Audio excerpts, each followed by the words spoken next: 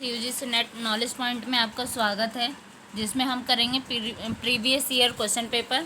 तो स्टार्ट करते हैं। पहला क्वेश्चन है, वुड्रो विल्सन के लेख द स्टडी ऑफ एडमिनिस्ट्रेशन का प्रकाशन 1887 में निम्नलिखित में से किस जर्नल में हुआ था? Political science, public administration, political science quarterly, public administration review. तो इसका करेक्ट आंसर है answer number third, political science quarterly. ये वुड्रो विल्सन द्वारा लिखा गया लेख है। जो वुड्रो विल्सन का लेख है द स्टडी ऑफ एडमिनिस्ट्रेशन, इसको निबंध के रूप में लिखा गया। ये इनकी पहली पाठ्य पुस्तक थी। नेक्स्ट क्वेश्चन है क्वेश्चन नंबर 2, निम्नलिखित में से किसने प्रशासन के सिद्धांत के रूप में पहल की वकालत की है?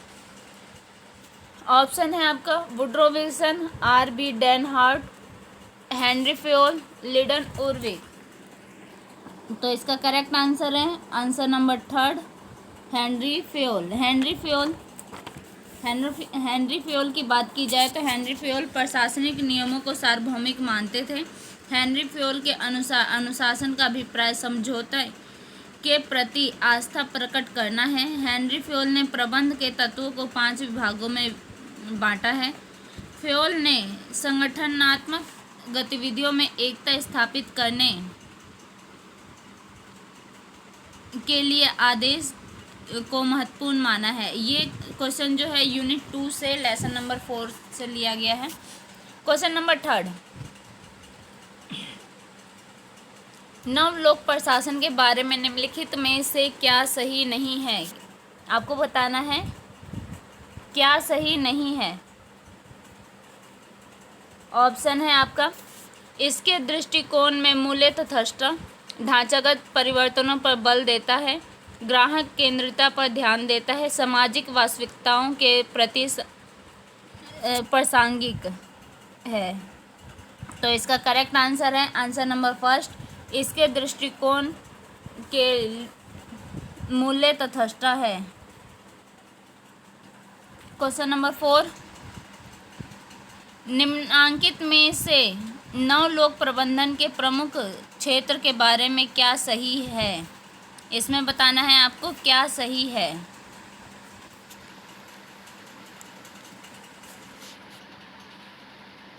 आधिकारिक तंत्र का आकार कम करना, न्यूनतम राज्य अधिकतम सरकार, लोक सेवाओं की प्रायिकता के नए तरीके।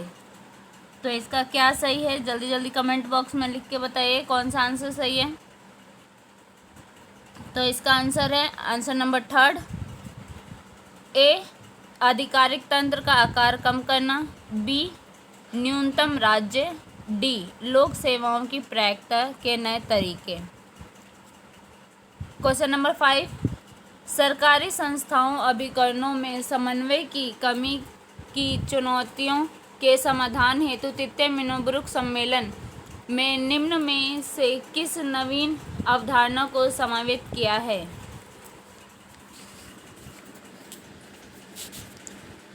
तो ऑप्शन है आपका अंतर संचालितता, सहयोगी नेटवर्क सोसाइटी, विमर्शशील लोकतंत्र। तो इसका करेक्ट आंसर है आंसर नंबर फर्स्ट, अंतर संचालितता। तृतीय मिनोब्रुक सम्मेलन की बात की जाए तो ये सम्मेलन जो है 3 से 7 सितंबर 2008 तक चला था के बीच में किया गया था। इस सम्मेलन की अध्यक्षता सराय क्रूज विश्वविद्यालय की प्रोफेसर रोज मैरी ओ लियरी द्वारा की गई थी। ये क्वेश्चन यूनिट 2 से लिया गया है, लेसन नंबर 4 से।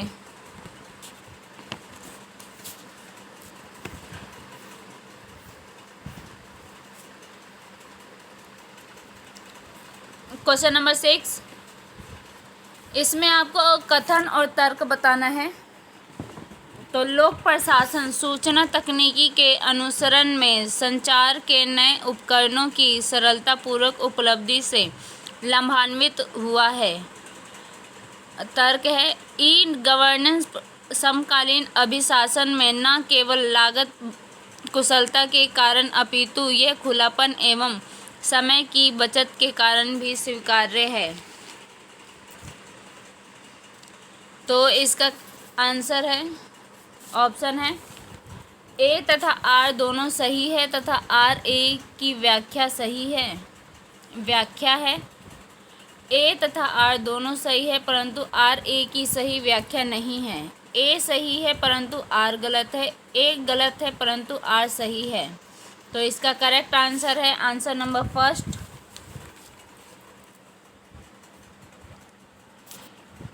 ए तथा आर दोनों सही है और आर ए की व्याख्या है।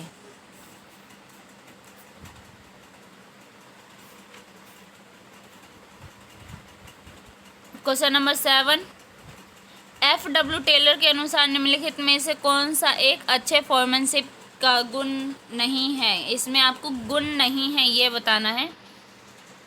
तो फॉर्मनशिप का गुण क्या है? शारीरिक निपुणता एवं बल, व्यवहार, कुशलता, निर्णय।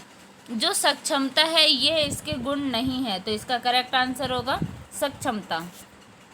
नेक्स्ट क्वेश्चन, क्वेश्चन नंबर 8, इसमें आपको लेखक और पुस्तक के नाम बताने हैं। तो George H Frederiksen,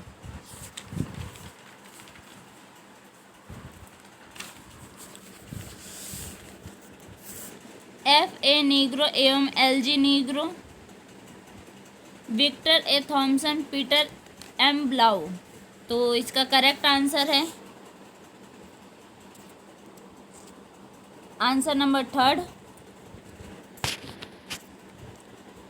George H Frederiksen ने कौन सी पुस्तक लिखी है? New public administration. ये कब लिखी? 1980 में। F.A. नीग्रो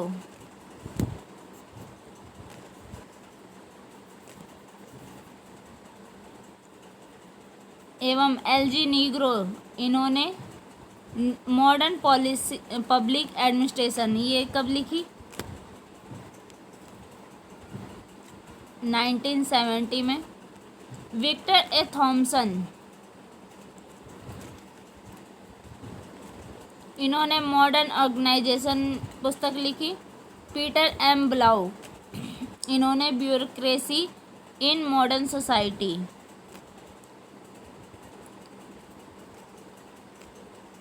नाइनटीन 1956 में लिखी।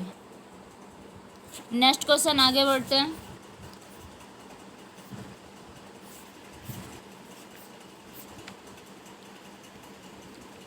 क्वेश्चन नंबर 9, निम्न में से किसके द्वारा मैक्स वेबर की पुस्तक व्हाइटक्राफ्ट एंड गैल्सक्राफ्ट का अंग्रेजी में अनुवाद किया गया? किसमें किया गया? अंग्रेजी में इस पुस्तक का अनुवाद किया गया, ये बताना है। किसके द्वारा किया गया? जो मैक्स वेबर की पुस्तक थी इसका अंग्रेजी अनुवाद। तो ऑप्शन है रॉबर्ट प्रेस्थस, एडवर्ड ए सिल्स एवं Henry A Finch, Talcott Parsons, Robert Merton. तो इसका करेक्ट आंसर है Talcott Parsons. Next question, Elton Mayo के अध्ययन का आरोही क्रम में कालानुक्रम व्यवस्थित कीजिए। आरोही क्रम बताना है आपको। महान प्रकाश, प्रथम जांच, सामाजिक संगठन, मानव मनोभाव, अनुपस्थिति प्रवृत्ति। तो इसका करेक्ट आंसर है आंसर नंबर 2, सॉरी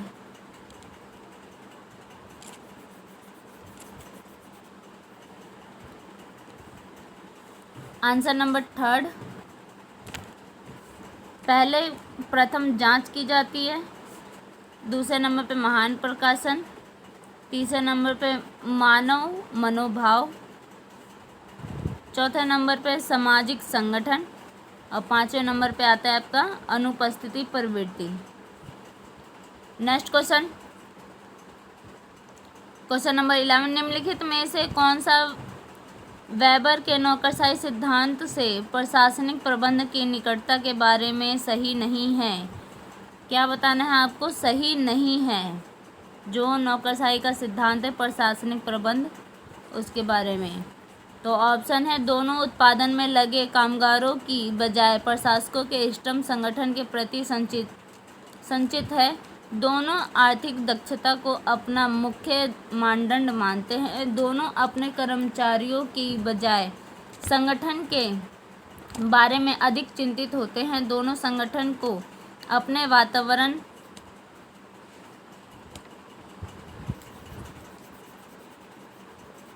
की एक इकाई मानते हैं। तो इसका करेक्ट आंसर है आंसर नंबर 4, दोनों संगठन को अपने वातावरण की एक इकाई मानते हैं। ये आंसर जो है ये गलत है।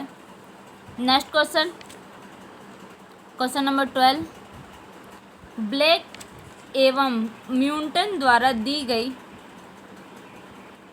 मैनेजरियल ग्रिड में असक्त प्रबंध शैली का अभिप्राय निम्नलिखित में से किससे है? परिणामों पर कम ध्यान देना तथा लोगों के प्रति कम ध्यान देना। परिणामों पर कम ध्यान देना व लोगों के प्रति उचित ध्यान देना। परिणामों पर अधिक ध्यान देना व लोगों के प्रति कम ध्यान देना। लोगों के प्रति अधिक ध्यान देना व परिणामों के प्रति अधिक ध्यान देना। तो इसका करेक्ट आंसर है आंसर नंबर 1, परिणामों पर कम ध्यान देना तथा लोगों के प्रति कम ध्यान देना। नेक्स्ट क्वेश्चन, क्वेश्चन नंबर 13, इसमें आपको मुख्य गतिविधि और अभिकरण बताने हैं। तो पहला ऑप्शन है संगठन के मुख्य उद्देश्य से संबंधित अपने कार्यक्षेत्र में विशेषज्ञ कार्यपालिकाओं को जल्दबाजी में और गलत निर्णयों को लेने से रोकना, गृह प्रबंध और खरीदारी के लिए उत्तरदायी। तो इसका करेक्ट आंसर है आंसर नंबर 2। तो इसका कौन सा अभिकरण है, मैच करते हैं। संगठन के उद्देश्य से संबंधित ये है लाइन अभिकरण। कौन सा है? लाइन अभिकरण। अपने कार्य क्षेत्र में विशेषज्ञ, जो अपने कार्य में क्षेत्र विशेषज्ञ है वो कौन सा है? तकनीकी स्टाफ अभिकरण। कार्यपालिका को जल्दबाजी में और गलत निर्णय लेने से रोकना, ये किसका काम है? ये है स्टाफ अभिकरण का काम। गृह प्रबंध और खरीदारी के लिए उत्तरदायी, कौन उत्तरदायी होता है? सहायक स्टाफ अभिकरण। नेक्स्ट क्वेश्चन है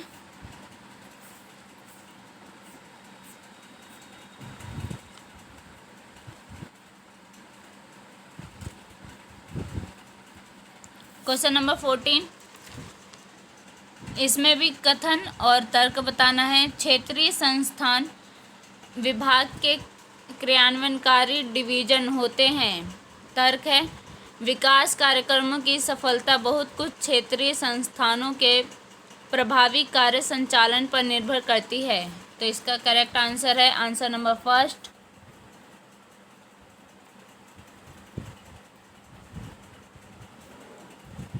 ए तथा आर दोनों सही है तथा आर ए की व्याख्या है। नेक्स्ट क्वेश्चन नंबर 15, इसमें सत्ता का प्रकार और उसकी विशेषता बतानी है। तो सत्ता का प्रकार है प्रत्यक्ष सत्ता, प्रत्यायोजित सत्ता, कार्यात्मक सत्ता, व्यक्तिगत सत्ता। तो ऑप्शन है आपका कौन सा करेक्ट आंसर है, जल्दी बताइए।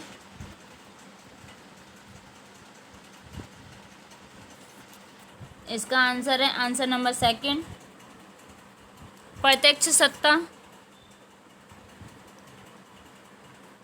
उसकी विशेषता होती है जारीकर्ता व और स्वीकारकर्ता के बीच न टूटने वाली कड़ी। प्रत्यायोजित सत्ता जारीकर्ता और स्वीकारकर्ता के मध्य की इकाई होती है। कार्यात्मक सत्ता विशेष ज्ञान से आच्छादित होता है। व्यक्तिगत सत्ता वरिष्ठता पर आधारित होता है। नेक्स्ट क्वेश्चन है क्वेश्चन नंबर 16, निम्नलिखित में से कौन सा नेतृत्व का सिद्धांत ये मानता है कि नेता जन्म लेता है, बनाया नहीं जाता? गुण सिद्धांत, चमत्कारिक सिद्धांत, व्यवहारवादी सिद्धांत, स्थितिजन्य सिद्धांत। तो ये है इसका करेक्ट आंसर है आंसर नंबर 1, गुण सिद्धांत। जो ये बताता है कि नेता जन्म लेता है, बनाया नहीं जाता। नेक्स्ट क्वेश्चन है क्वेश्चन नंबर 17। निम्नांकित पुस्तकों को उनके प्रकाशन वर्ष के आधार पर कालानुक्रम अनुसार व्यवस्थित कीजिए। पॉल एपलबी की policy and administration, Abraham Maslow की motivation and personality, Ordway Tead की the art of administration, Frederick Herzberg की work and nature of man. तो इसका क्या सही आंसर है, जल्दी जल्दी बताइए।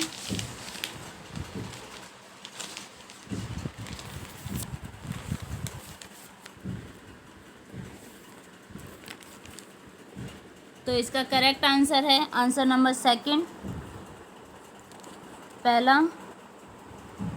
ये इसलिए क्योंकि ये जो है पॉल एपलबी की जो पुस्तक है पॉलिसी एंड एडमिनिस्ट्रेशन, ये 1940 में प्रकाशित हुई थी। सेकंड नंबर पे आता है फर्स्ट सेकंड ऑडवर्ड टिड की द आर्ट ऑफ एडमिनिस्ट्रेशन, ये 1951 में प्रकाशित हुई थी। अब्राहम मैस्लो की मोटिवेशन एंड पर्सनैलिटी, ये 1954 में प्रकाशित हुई थी। फ्रेडरिक हर्जबर्ग की work and nature of man, ये हुई थी 1959 में। नेक्स्ट आगे बढ़ते हैं।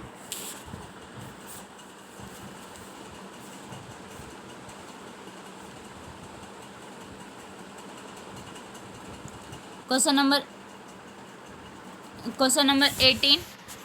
निम्नलिखित में से किसने नॉलेज वर्कर की अवधारणा प्रतिपादित की थी? कौन सी अवधारणा प्रतिपादित की थी नॉलेज वर्कर की?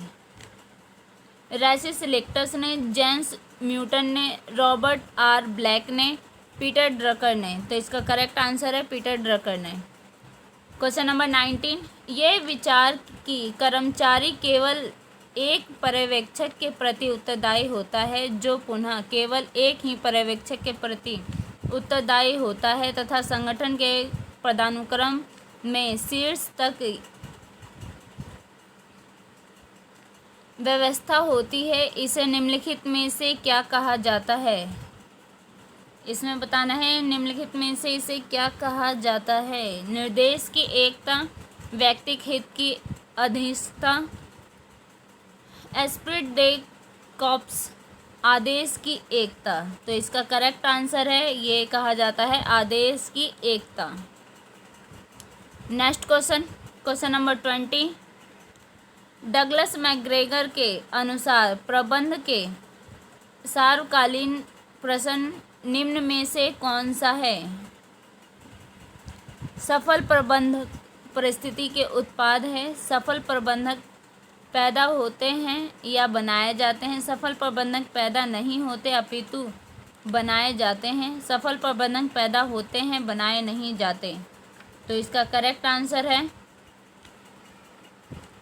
आंसर नंबर 2, सफल प्रबंधक पैदा होते हैं बनाए जाते हैं। Next question number 21। इसमें भी लेखक और पुस्तक का नाम बताना है।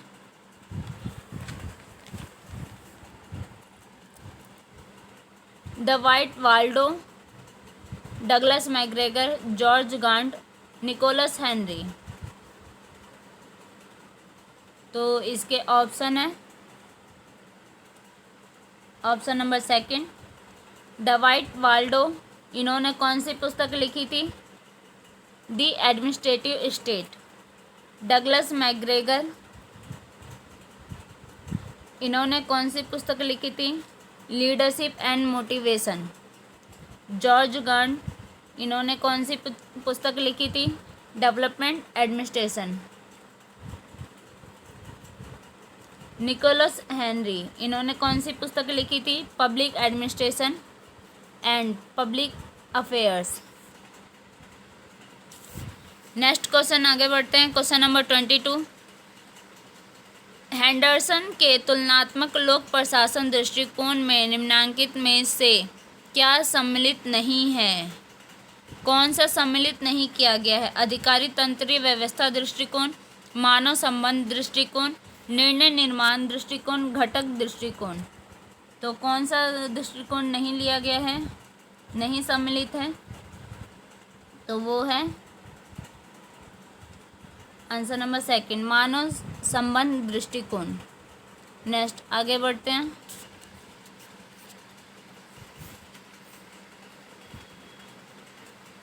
Question number 23। निम्न में से कौन सा प्रारूप संचार और साइबरनेटिक तथा ऊर्जा रूपांतरण के सामान्य प्रणाली सिद्धांत की संकल्पना के संश्लेषण पर आधारित है?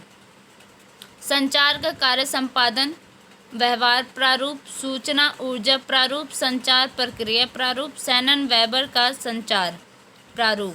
तो इसका करेक्ट आंसर है आंसर नंबर सेकंड, सूचना ऊर्जा प्रारूप। Next question, question number 24।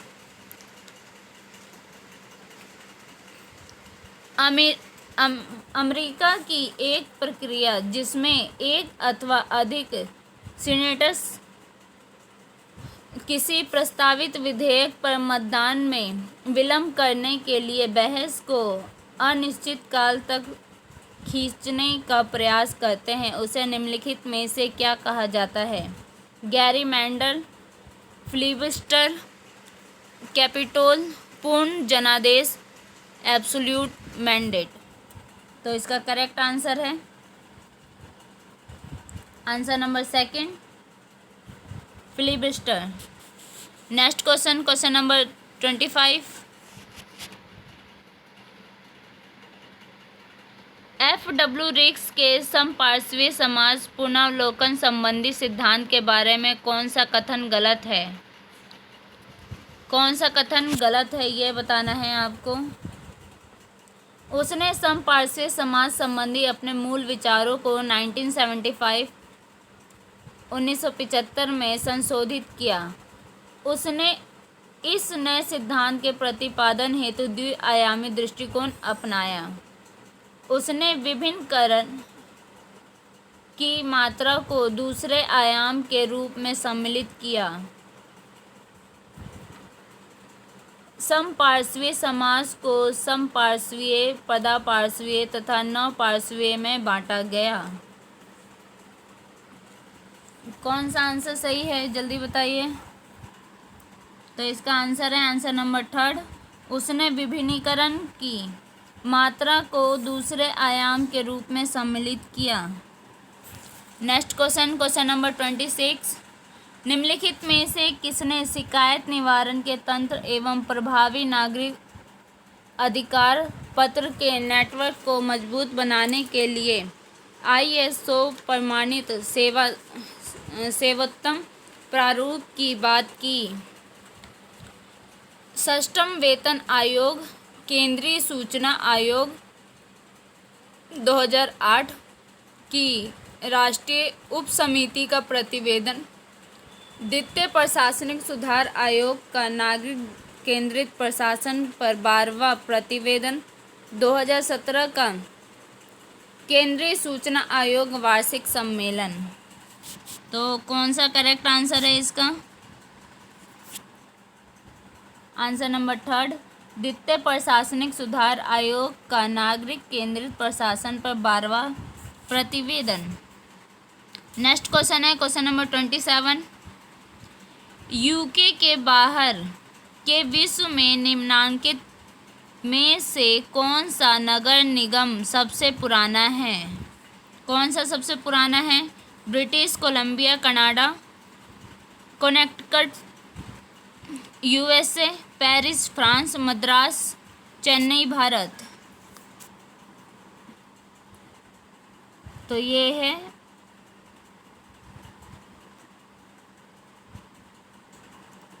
Madras Chennai Bharat. यह है यूके के बाहर का विश्व का सबसे पुराना नगर निगम जो भारत में ही सबसे पहले शुरू हुआ था। नेक्स्ट क्वेश्चन है क्वेश्चन नंबर 28। विकास प्रशासन की विशेषताओं के संदर्भ में निम्नलिखित में से क्या सही है? ग्राहक उन्मुखी, समय उन्मुखी, संरचना उन्मुखी, कार्य उन्मुखी।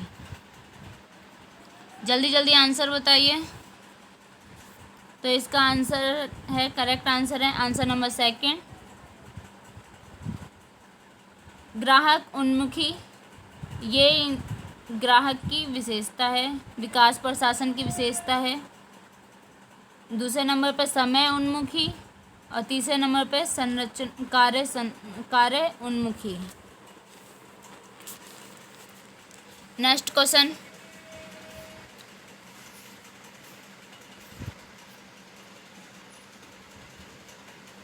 Question number 29। ये भी आपका कथन और तर्क है।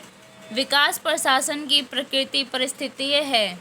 तर्क, विकासात्मक गतिविधियों के परिणाम सामाजिक, आर्थिक एवं राजनीतिक कारकों द्वारा निर्धारित होता है। कौन सा आंसर सही है? जल्दी बताइए। ए आर दोनों सही है तथा आर ए की व्याख्या करता है। ए आर दोनों सही है परंतु आर ए की व्याख्या नहीं करता है। ए सही है परंतु आर गलत है। ए गलत है परंतु आर सही है। जल्दी जल्दी आंसर बताइए। इसका आंसर है answer number first,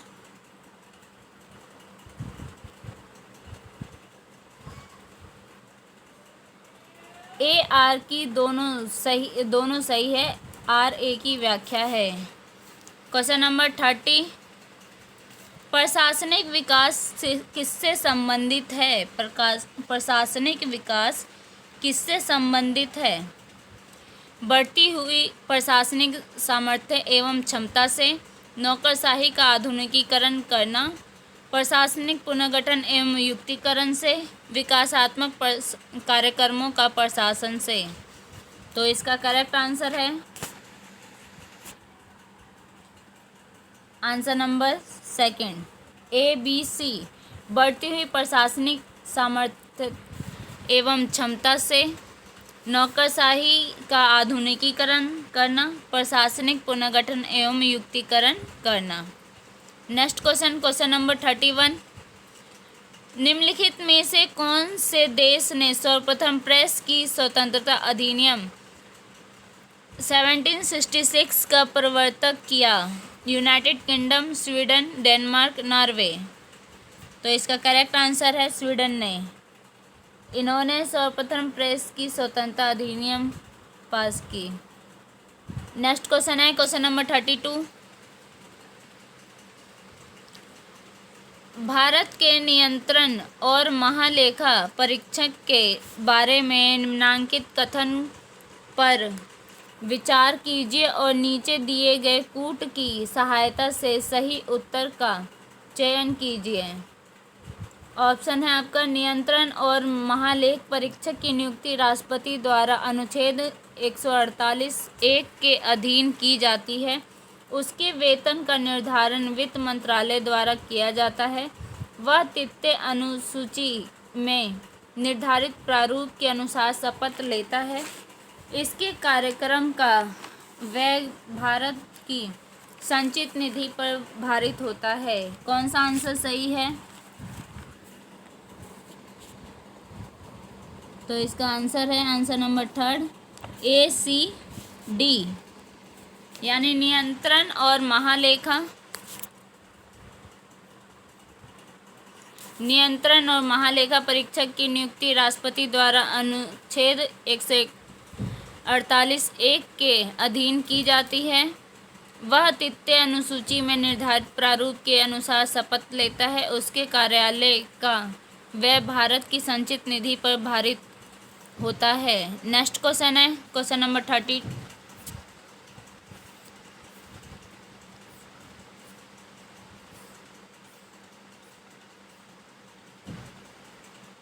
question number 33।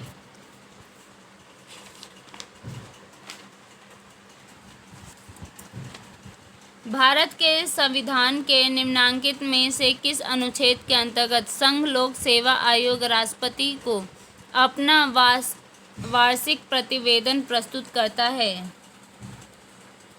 317, 320, 323, 323 A. कौन सा करेक्ट आंसर है? Answer number C, third, 323।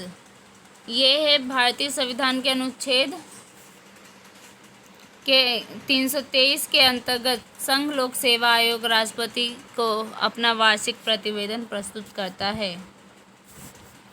Next question, question number 34। इसमें आपको परीक्षण संस्थान और स्थान बताना है कि कौन सा परीक्षण संस्थान कौन से स्थान पर है।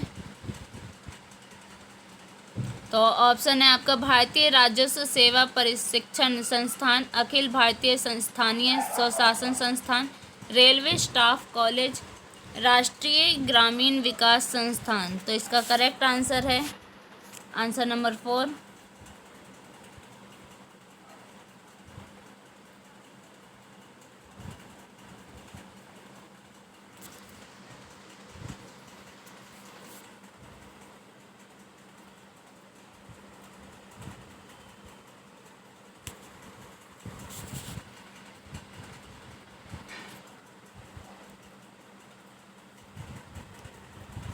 भारतीय राजस्व सेवा प्रशिक्षण संस्थान ये कहाँ पे है? ये नागपुर में है। अखिल भारतीय स्थानीय स्वशासन संस्थान ये कहाँ पे है? ये मुंबई में है। रेलवे स्टाफ कॉलेज ये कहाँ पे है? ये वडोदरा में है। राष्ट्रीय ग्रामीण विकास संस्थान ये कहाँ पर है? ये है आपका हैदराबाद में।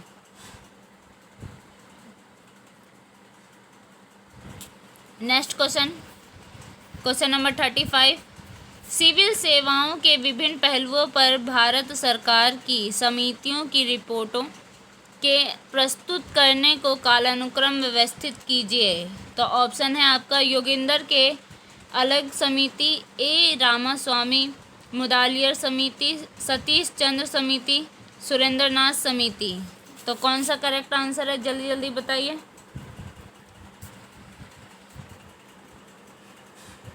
तो इसका करेक्ट आंसर है आंसर नंबर 3,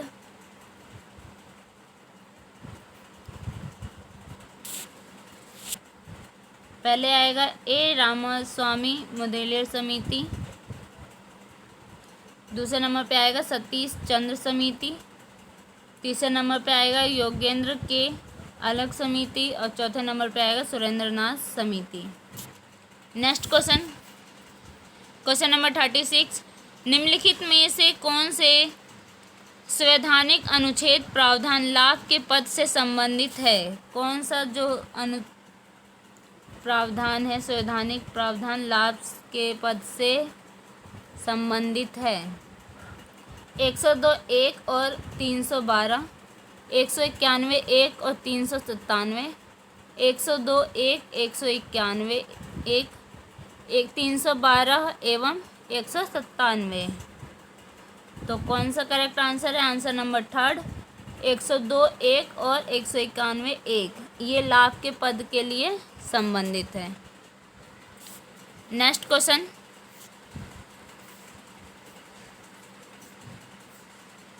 क्वेश्चन नंबर 37। निम्नांकित में से कौन सा एक अतिच्छद्दान का आयाम नहीं है? बाजार, कैंटीन मॉडल, बहुसंप्रदाय, भाई भतीजावाद, एकीकरण। तो क्या है करेक्ट आंसर? ये है आंसर नंबर 4, एकीकरण।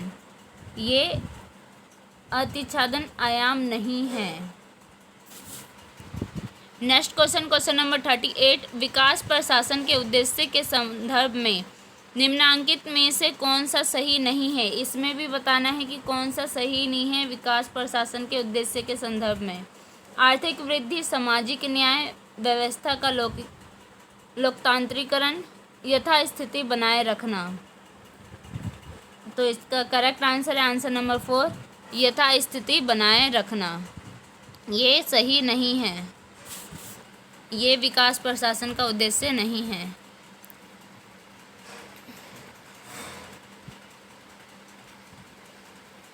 क्वेश्चन नंबर 39, निम्नलिखित में से किसमें सतत विकास की ये परिभाषा दी है कि विकास भावी पीढ़ियों की उनकी आवश्यकताओं को पूरा करने की क्षमता से समझौता किए बिना वर्तमान की आवश्यकताओं को पूरा करना है। ऑप्शन है मानव वातावरण संबंधी संयुक्त राष्ट्र सम्मेलन ने द फ्यूचर वी वांट संबंधी संयुक्त राष्ट्र का प्रस्ताव, ब्रेंटलैंड आयोग की रिपोर्ट आवर कॉमन फ्यूचर से, सतत विकास लक्ष्य से। तो इसका करेक्ट आंसर है answer number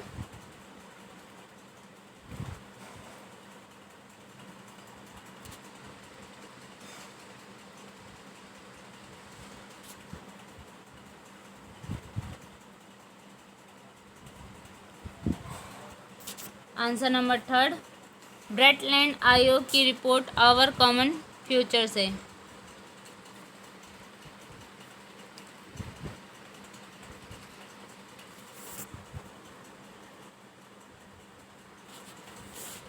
next question number 40, Bharat में प्रधानमंत्री कार्यालय पीएमओ के बारे में निम्नांकित पर विचार कीजिए और नीचे दिए गए कूट की सहायता से सही उत्तर का चयन कीजिए। इसे विभाग का स्तर प्राप्त है। इसने प्रधानमंत्री सचिवालय पीएमएस को प्रतिस्थापित किया है। इसके अधीन कतिपय संलग्न और अधीनस्थ कार्यालय है। यह एक सूत्री अभिकरण है। कौन सा आंसर सही है जल्दी बताइए कमेंट बॉक्स में लिख के। तो इसका आंसर है आंसर नंबर फर्स्ट ए और बी। इसे विभाग का स्तर प्राप्त है। इसने प्रधानमंत्री सचिवालय पीएमएस को स्थापित किया है। किसने? पीएमओ ने। नेक्स्ट क्वेश्चन नंबर 41,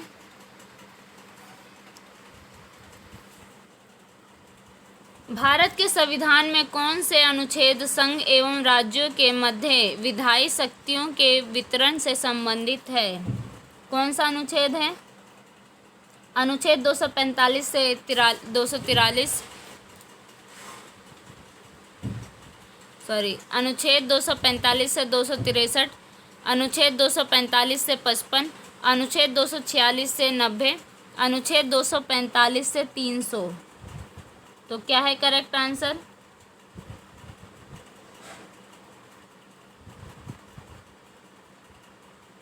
जल्दी बताइए कमेंट बॉक्स में लिख के।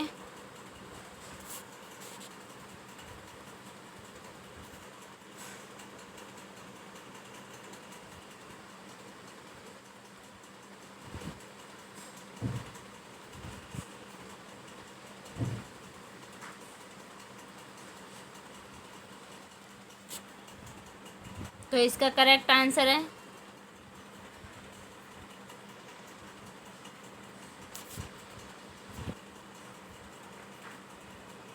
आंसर नंबर सेकंड, अनुच्छेद 245 से 255। ये राज्यों के मध्य विधायी शक्तियों के वितरण से संबंधित है। कौन से संबंधित है? अनुच्छेद 245 से 255 से संबंधित है। क्वेश्चन नंबर 42, पुलिस सुधारों के बारे में भारत के उच्चतम न्यायालय द्वारा 2006 में जारी 7 सूत्री निर्देशों में निम्नलिखित में से कौन सा शामिल नहीं है? कौन सा शामिल नहीं है ये बताना है। राज्य सुरक्षा आयोग एसएससी का गठन, पुलिस शिकायत प्राधिकरण पीसीए का स्थापना, पुलिस संगठनों की नेटवर्किंग की स्थापना, पुलिस स्थापन बोर्ड की स्थापना। कौन सा शामिल नहीं है ये बताना है। तो ये आंसर नंबर थर्ड, पुलिस संगठनों की नेटवर्क की स्थापना। नेक्स्ट क्वेश्चन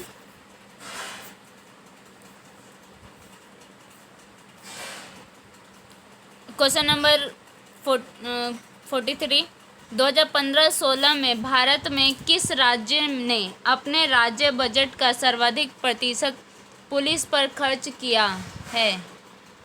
ऑप्शन है जम्मू कश्मीर, पंजाब, नागालैंड, मणिपुर। तो इसका करेक्ट आंसर है answer number 4 Manipur. Next question आगे बढ़ते हैं। Question number 44। दूसरे प्रशासनिक सुधार आयोग की रिपोर्ट 14वीं रिपोर्ट के अनुसार निम्नलिखित में से कौन सा भारत में वित्तीय प्रणाली का मुख्य सिद्धांत है? ऑप्शन है परिणाम केंद्रित आधुनिक वित्तीय प्रबंध पद्धतियों को अपनाना, वास्तविक के आधार पर बजट तैयार करना, पारदर्शिता एवं सरलीकरण करना। कौन सा करेक्ट आंसर है, जल्दी बताइए।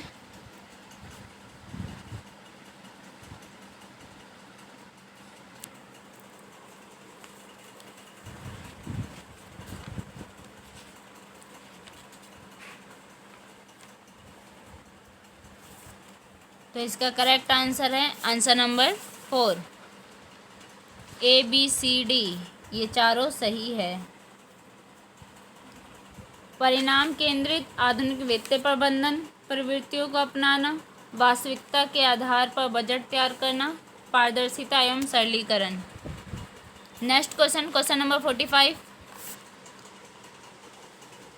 ब्रिटिश शासन के दौरान कलेक्टर के बारे में निम्नलिखित में से किसने काव्यात्मक वर्णन इस प्रकार किया है? प्राथमिक स्कूलों के लिए कानूनों को बनाने में ग्रामीण पर्यवेक्षण पर मेरा सक्रिय मस्तिष्क चाहेगा एवं तलाशेगा अनुकूल व्यवसाय। किसने ये काव्यात्मक वर्णन किया है, ये बताना है। फिलिप वुडरफ, ओ मैले, रमेश चंद्र दत्त,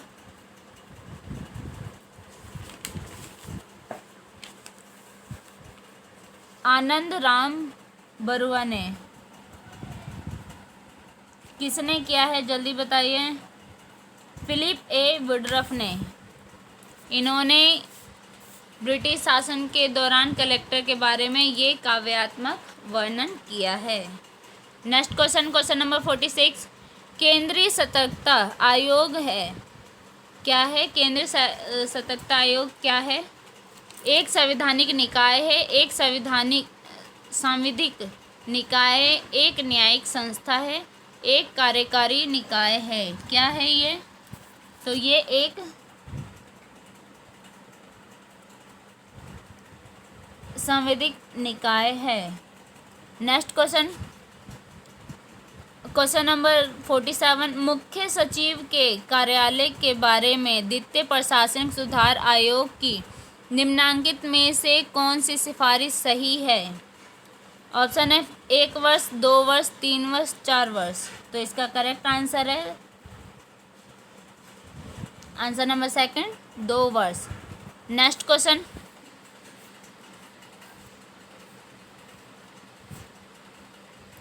क्वेश्चन नंबर 48। ये आपको मिलाना है अध्यक्ष और समिति को कि कौन सी समिति के कौन अध्यक्ष है। DS कोठारी, सतीश चंद्र, YK अलग, BN युगांधर। जल्दी आंसर बताइए। तो इसका करेक्ट आंसर है आंसर नंबर 3 DS कोठारी। ये कौन सी समिति है?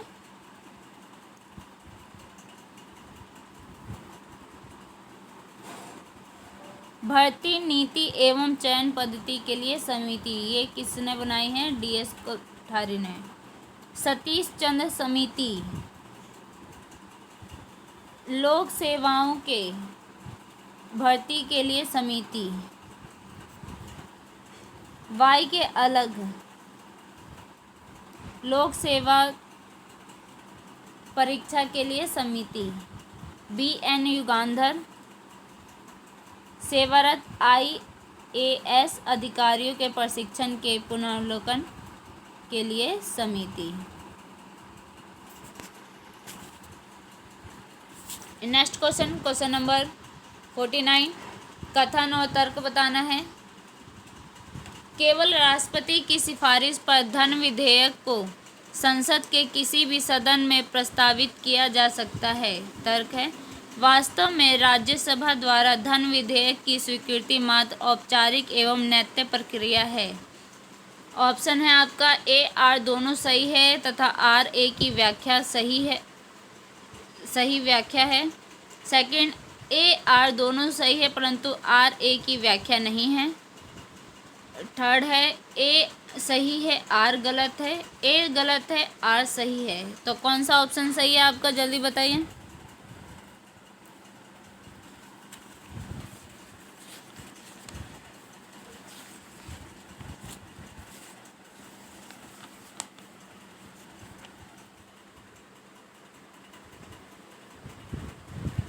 आंसर नंबर 4 ए सही है आर गलत है। Next question, question number 50। 14वें वित्त आयोग के प्रतिवेदन के क्रियान्वयन के लिए निम्नलिखित में से कौन सी कालावधि निश्चित की गई है? कौन सी कालावधि निश्चित की गई है, जल्दी बताइए।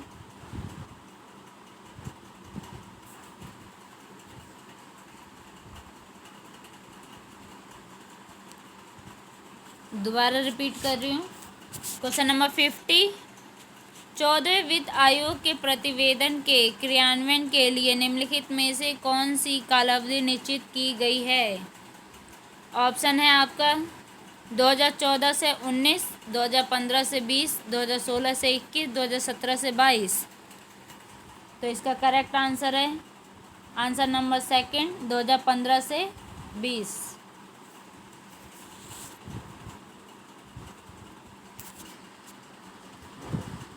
अगर वीडियो आपको अच्छी लगे तो लाइक कीजिए, शेयर कीजिए एंड सब्सक्राइब कीजिए।